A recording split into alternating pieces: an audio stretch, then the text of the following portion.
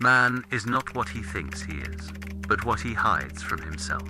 Carl Jung. Let me start by ruining the vibe. I've tried this whole awakening thing. Candles, breathwork, deleted apps. Reinstalled them 5 hours later. Sat down to meditate and somehow emerged 40 minutes later, knowing the life story of a stranger doing dances in their kitchen.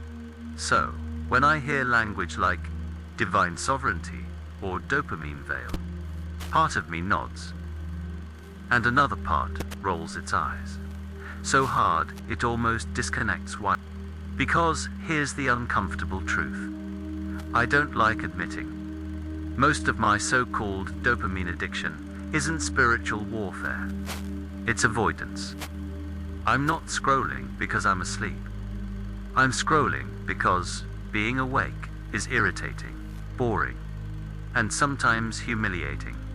No amount of cosmic vocabulary changes the fact that I've hidden in my phone to avoid a quiet room where my own thoughts were waiting.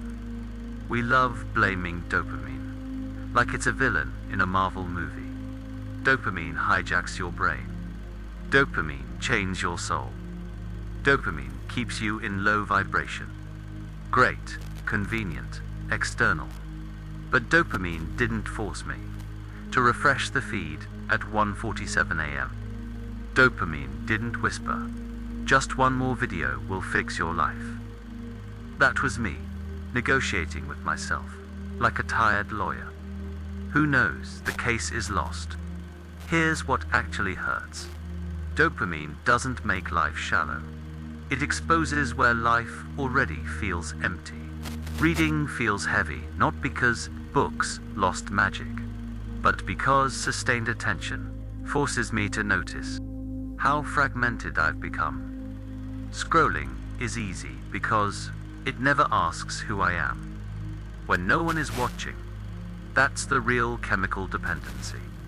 Relief from and I'll be honest, every time someone says sacral chakra blockage, I want to ask for a refund on the conversation, and yet there's something uncomfortably accurate about locating compulsive pleasure in the body, because addiction isn't abstract.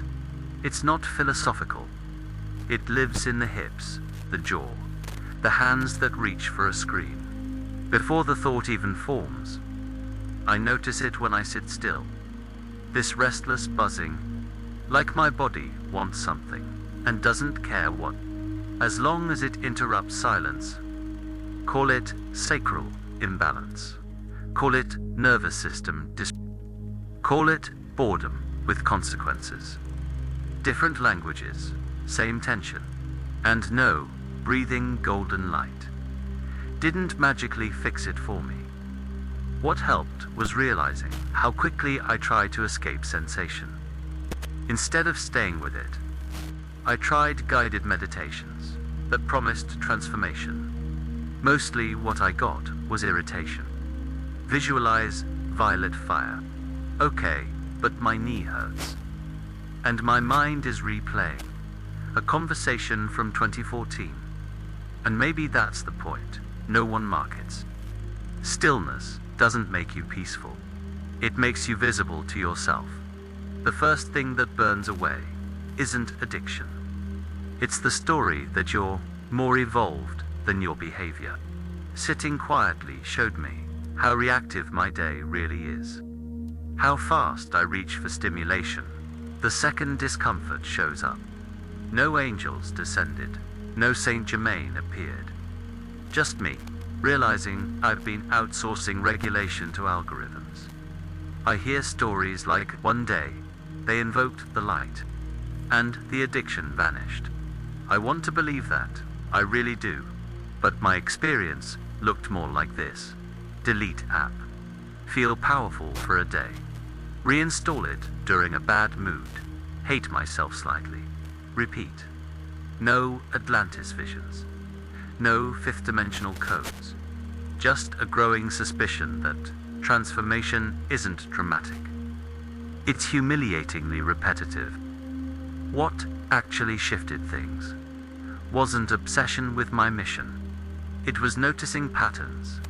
I scroll when I'm lonely. I binge content when I'm avoiding work that might expose incompetence.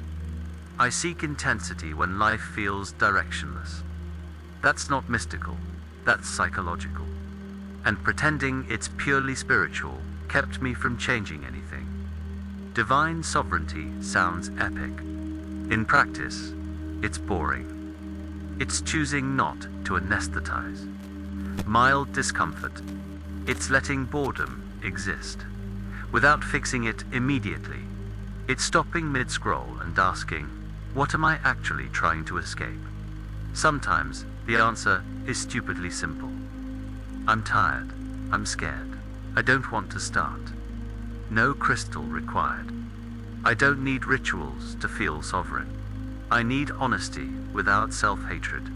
Because shame fuels the cycle more efficiently than dopamine ever could. And here's where I don't tie it up neatly. I still scroll. I still get hooked.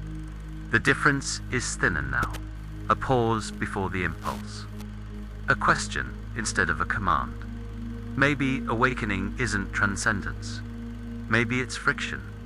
The ability to feel the pull and not immediately obey it.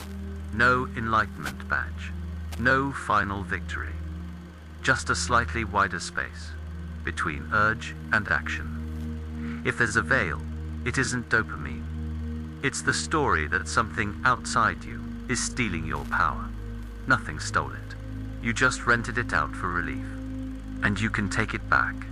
Not through ascension, but through attention. Slow, unimpressive, repeated. If this reflection felt familiar, consider liking the video. And subscribing, not as a habit, but as a conscious choice. And I'm genuinely curious. When you reach for distraction, what are you usually trying not to feel? Leave your answer in the comments.